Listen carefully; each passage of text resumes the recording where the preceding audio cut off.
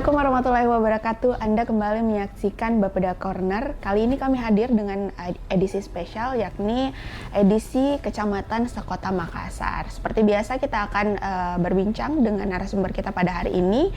Nah, penasaran kira-kira camat pertama yang akan kita ajak ngobrol pada Bapeda Corner kali ini siapa kira-kira? Tetap di Bapeda Corner.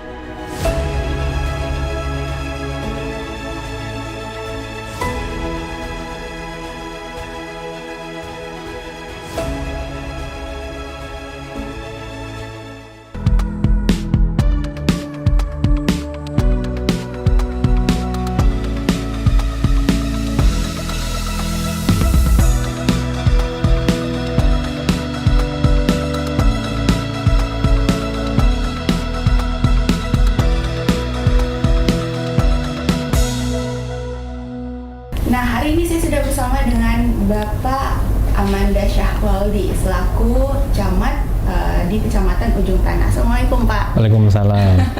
Pak, kita ngomong santai aja nih terkait dengan mungkin program unggulan dari Kecamatan Ujung Tanah, kemudian Kak Amanda selaku camat, gimana nih pada saat melihat kondisi masyarakat di sini, apa-apa aja kendalanya, kemudian apa potensi yang ada di Camat Ujung Tanah. Mungkin bisa disampaikan dulu sebagai bentuk perkenalan kita di sini, seperti apa saat ini kondisi di Ujung Tanah ini sendiri, Pak. Baik, Assalamualaikum warahmatullahi wabarakatuh. Saya Camat Ujung Tanah, dilantik. Sebelumnya saya bukan orang baru. Jadi dari sini juga. Sebelumnya kan saya sekcam selama 2 tahun, kemudian dilantik jadi camat. Jadi kurang lebih untuk Kecamatan Ujung Tanah sendiri itu sudah sangat saya sangat kenal dengan Kecamatan Ujung Tanah.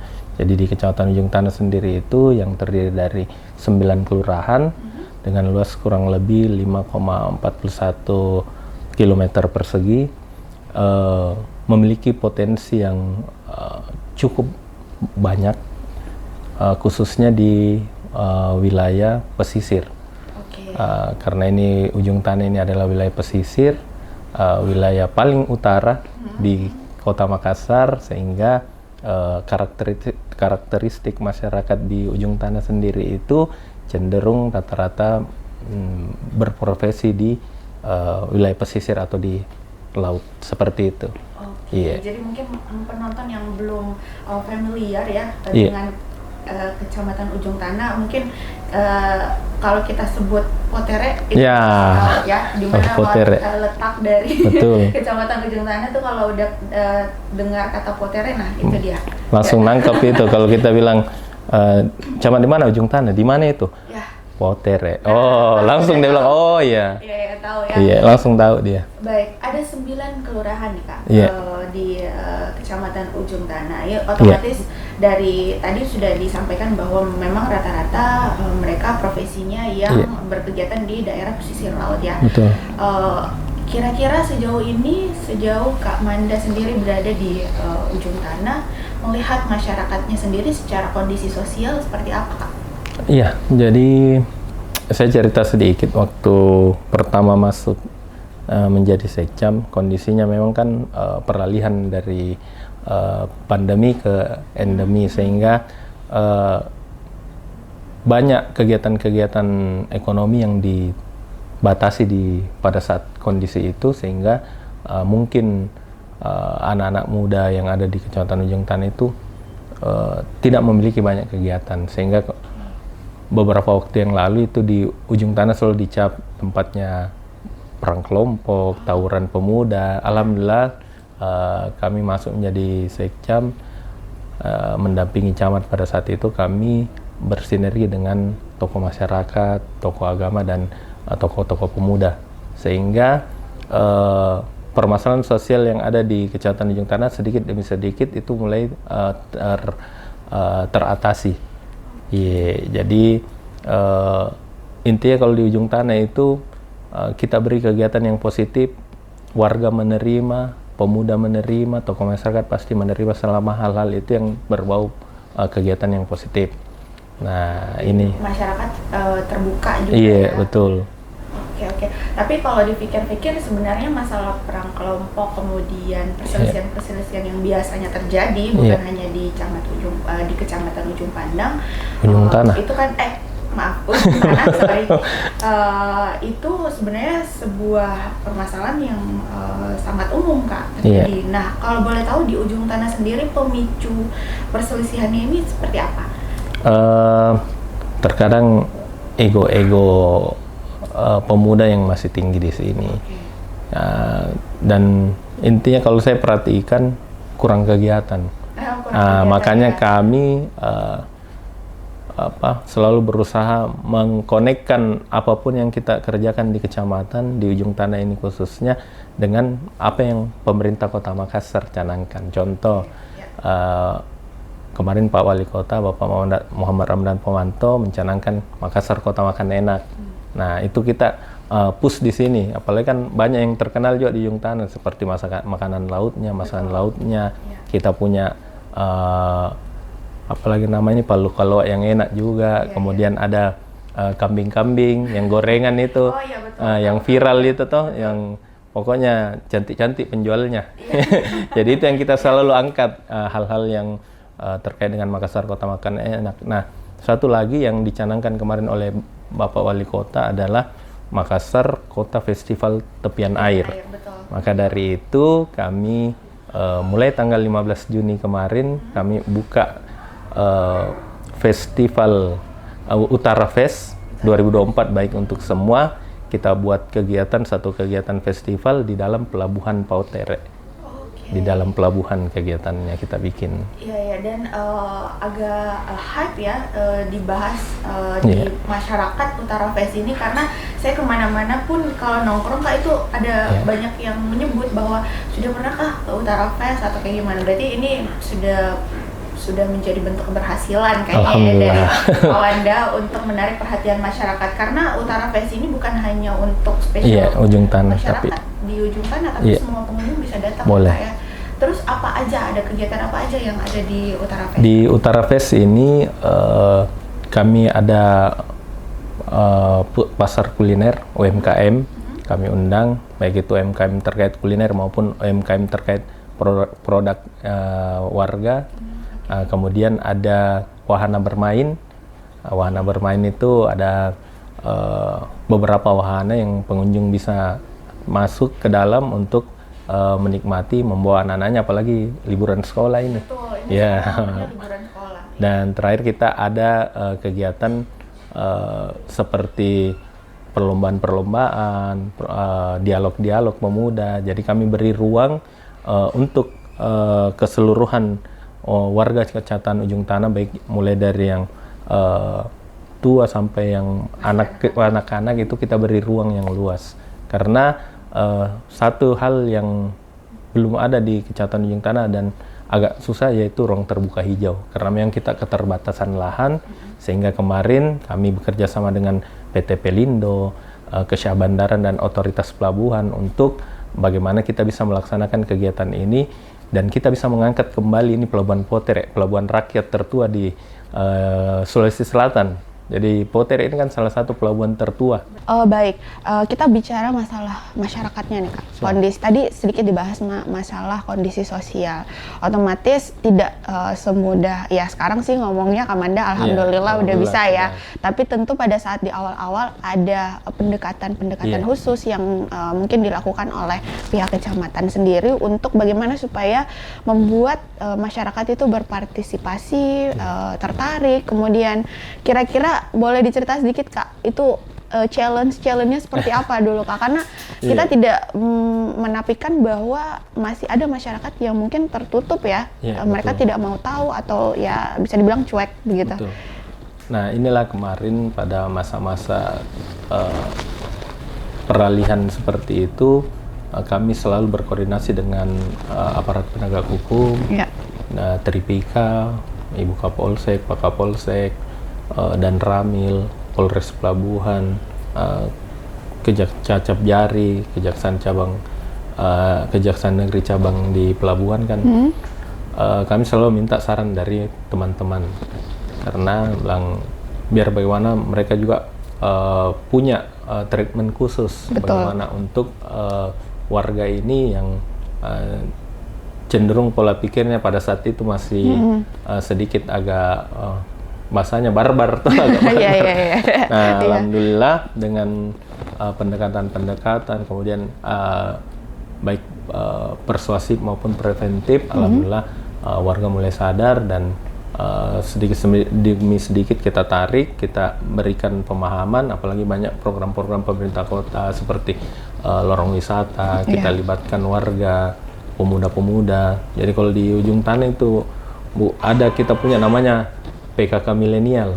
PKK milenial. Iya. Jadi anak gadis-gadis maupun ibu-ibu muda, calon ibu, calon pengantin itu saya bekerja sama dengan ketua tim penggerak PKK Kecamatan Ujung Tanah untuk menarik semua.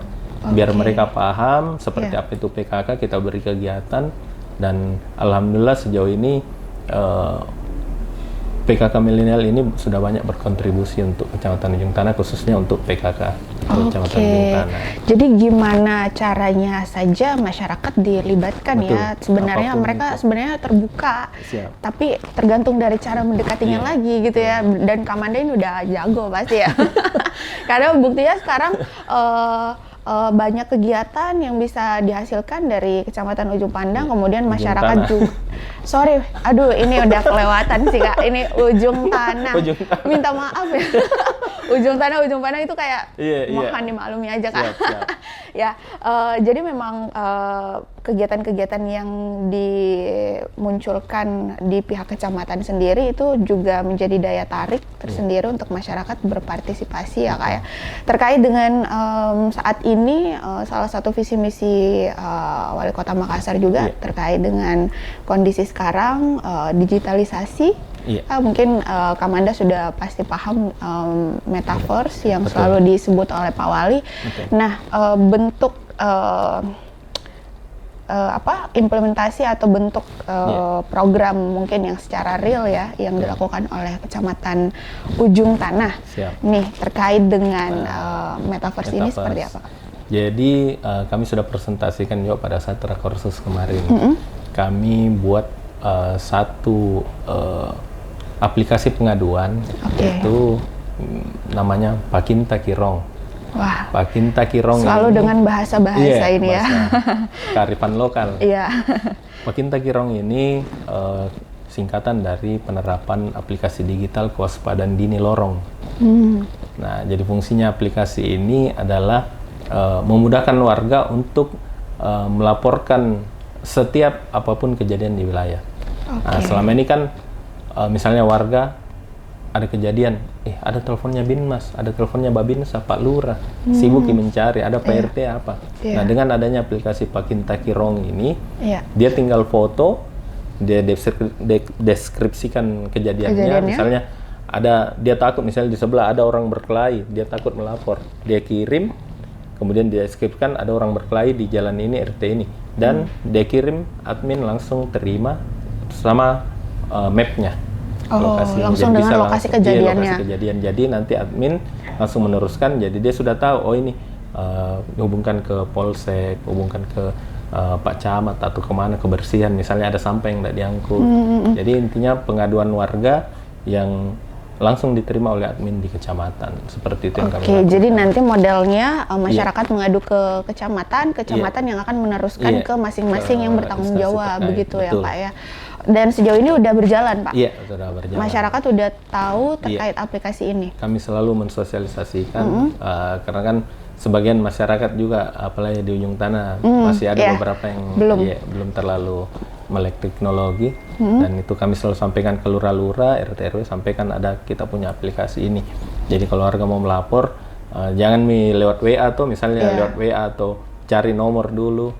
Sebenarnya fungsinya sama seperti 112, nomor pengaduan 112.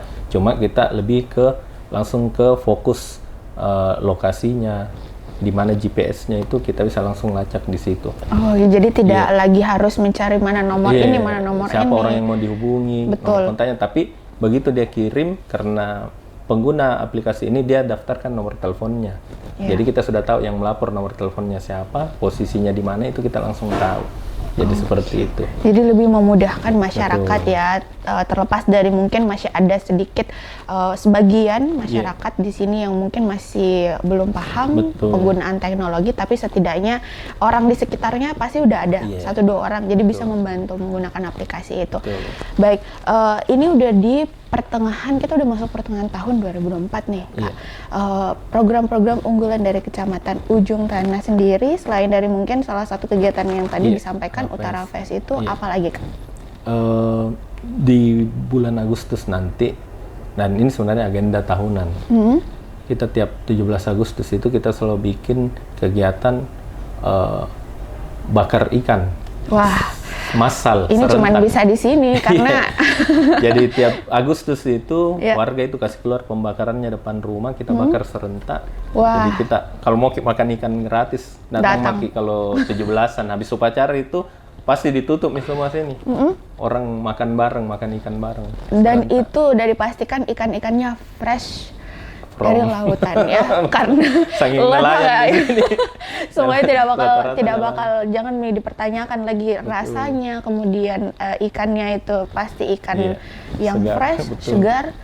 Selain itu apa lagi, Kak? Ada lagi?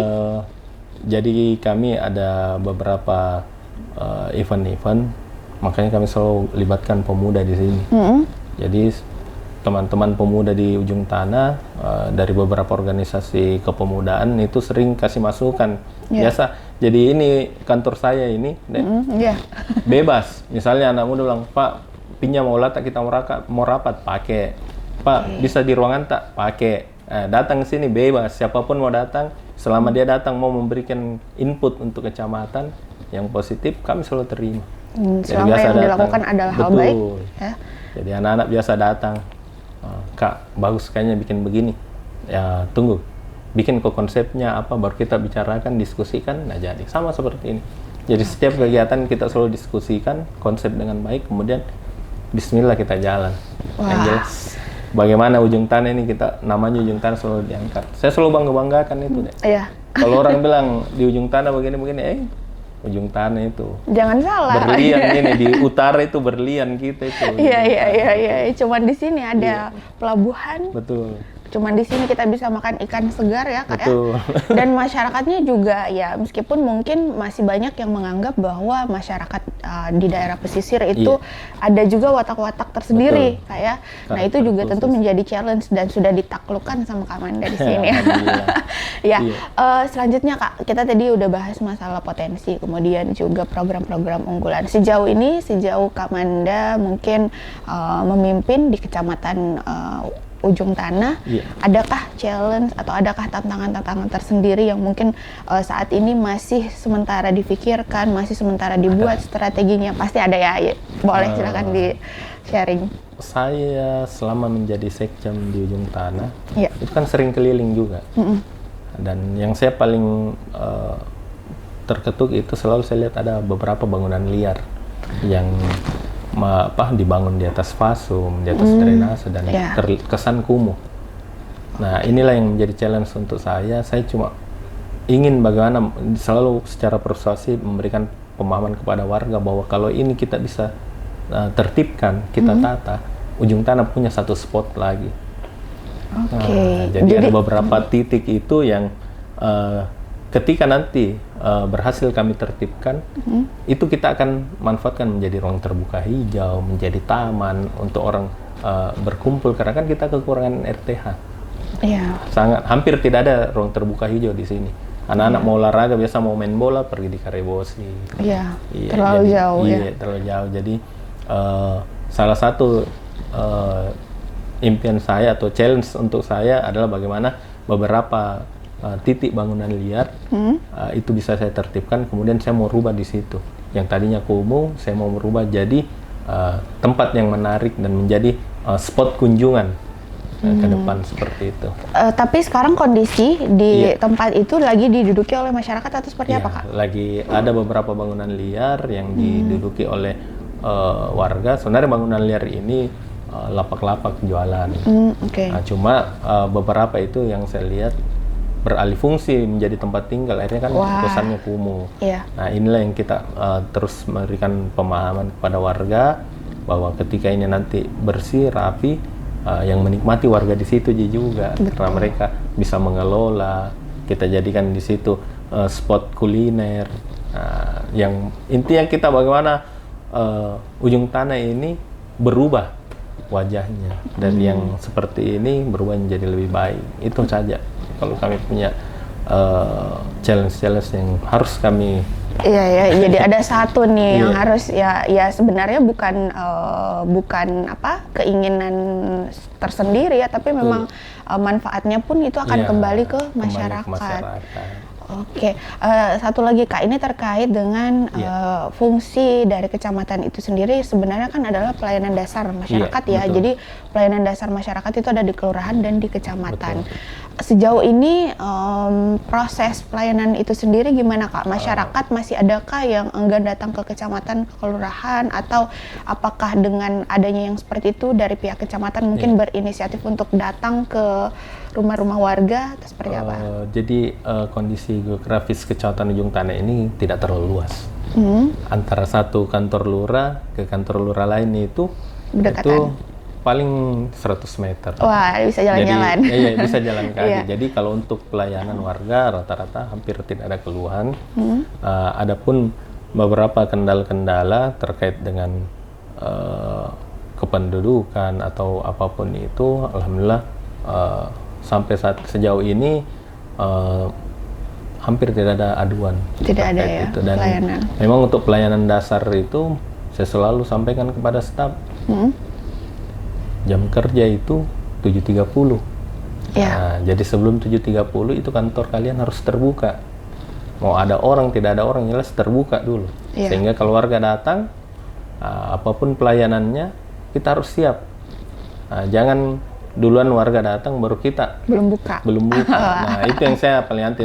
Kapan ada yang warga duluan datang, kantor belum terbuka, pelanggaran berat. On time, harus on time ya. Harus on time. Dan memang saya masuk di sini deh, pola pikirnya warga itu yang saya rubah dulu. Kalau acara-acara, kalau saya bilang acaranya jam 9 kita on time, sebelum jam 9 harus kita siap. Betul. Makanya kita rubah disiplinnya mereka dulu. Dan itu harus dari kita yang memberi contoh kita ya dulu Kak ya. yang kasih Betul. contoh. Jadi bagaimana kita mau disiplin kalau Ya.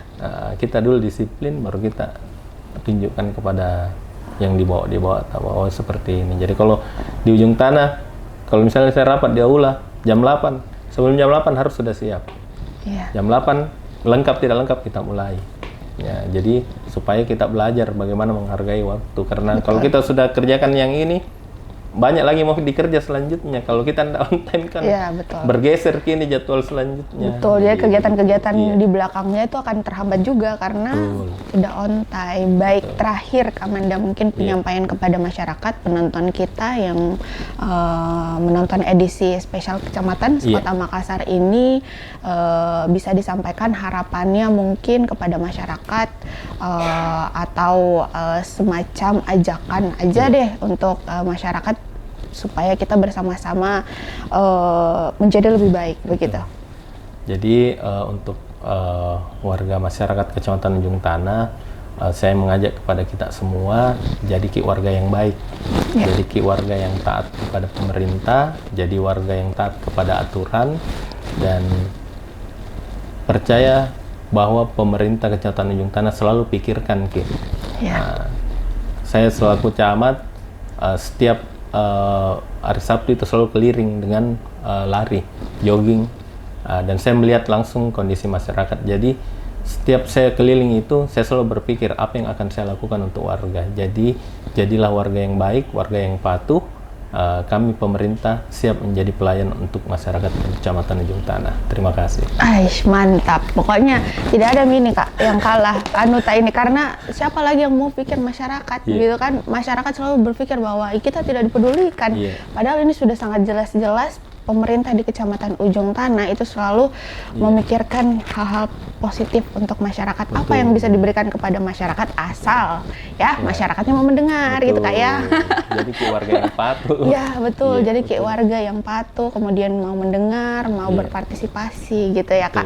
Terima kasih banyak Kak Manda untuk kesempatannya.